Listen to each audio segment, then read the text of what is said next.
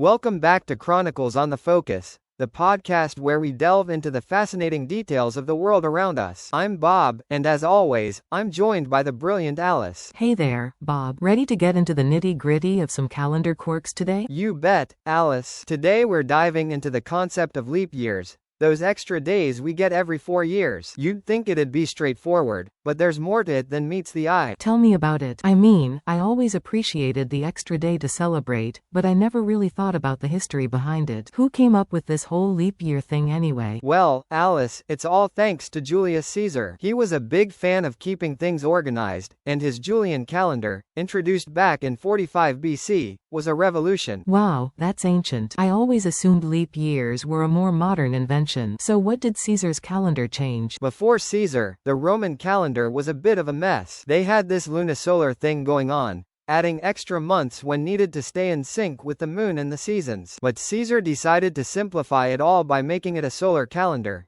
keeping track of the sun's movements. And to keep the seasons aligned, he added a leap day every 4 years. So, basically, Caesar was a calendar whiz. But you said his calendar wasn't perfect? Right. The Julian calendar had a slight error in the leap year calculation. They figured a year was 365.25 days, but it's actually a bit less. This led to a gradual shift over time, and by the 16th century, things had gotten pretty out of whack. So, that's where the Gregorian calendar comes in. Exactly. Pope Gregory XIII saw the problem and made some adjustments in 1582, creating what we know as the Gregorian calendar. It kept the basic idea of a leap year every 4 years, but it omitted leap days in some century years, like 1700, 1800, and 1900. This made it a bit more precise, bringing it closer to the actual length of the year. That's fascinating. So, we owe our understanding of leap years to a Roman emperor and a pope. Who knew our calendar was so steeped in history? Right? It's a testament to how important it is to have a calendar that accurately reflects the natural world. And it just goes to show how much effort went into creating the calendar we use today. Well, Bob, I'm going to look at February 29th in a whole new light from now on. It's not just an extra day, it's a legacy of centuries of calendar tweaking.